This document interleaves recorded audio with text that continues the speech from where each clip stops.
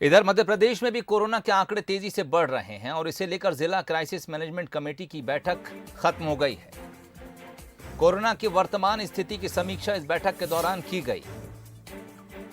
मंत्री भूपेंद्र सिंह का बयान सामने आया है। उनका कहना है कि अकेले राजधानी में 8,500 बेड उपलब्ध हैं और सभी ऑक्सीजन प्लांट तैयार हैं।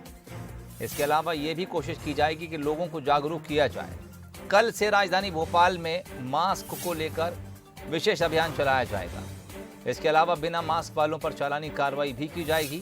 फिलहाल कोई प्रतिबंध अभी मध्य प्रदेश में लागू नहीं होगा।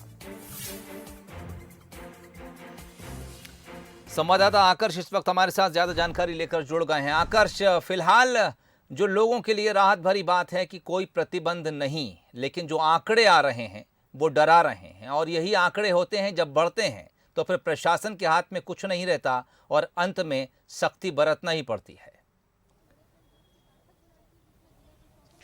जी सोहेल, आपने सही कहा कि जिस तरीके से मामले निकल कर आ रहे हैं वो चिंता बढ़ा रहे हैं। आज पूरे प्रदेश की बात करें 308 मामले सामने आए और राजधानी भोपाल में करीब 70 मामले सामने आए हैं जो चिंता बढ़ा रहे हैं। आज जिला क्राइसिस कमेटी की बैठक भी की गई जिसकी अध्यक्षता प्रभारी मंत्री भूपेंद्र सिंह ने की।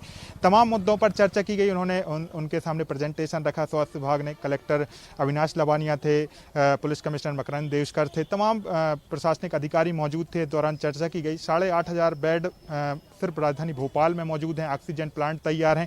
दवाइयों की आपूर्ति को लेकर चर्चा की गई। दवाइयां पर्याप्त उपलब्ध हैं, इस तरीके की बात भी जिला प्रशासन की तरफ से भूपेंद्र सिंह को बोली गई। इसमें सबसे महत्वपूर्ण बात यह है कि अब राजधानी भोपाल में एक अभियान चलाया जाएगा जागरूक मास्क को लेकर, और साथ में जो लोग 2 गज की दूरी नहीं बरतेंगे, जो मास्क नहीं पहनेंगे, अब सड़कों पर नजर आए या बाजारों में नजर आए तो उन पर 200 रुपए की चालानी कार्रवाई की जाएगी।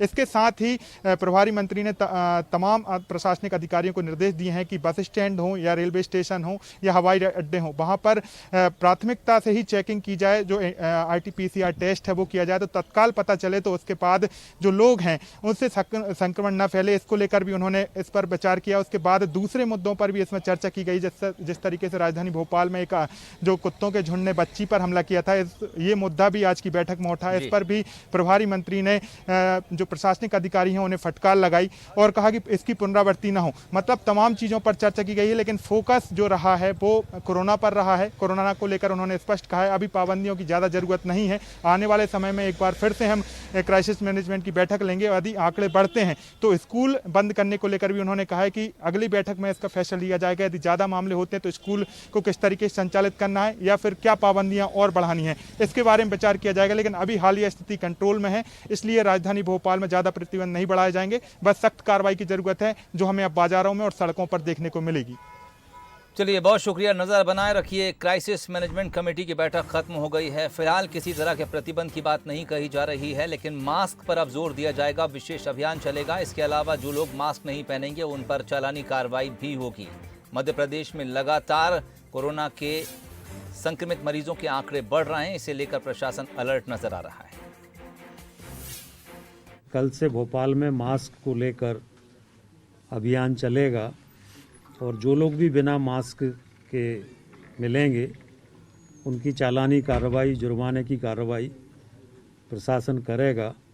कल से ये मास्क की मुहिम चलेगी। साथ ही हम लोग ये भी देखेंगे कि अब अनावश्यक क्राउड इकट्ठा ना हो कहीं पर।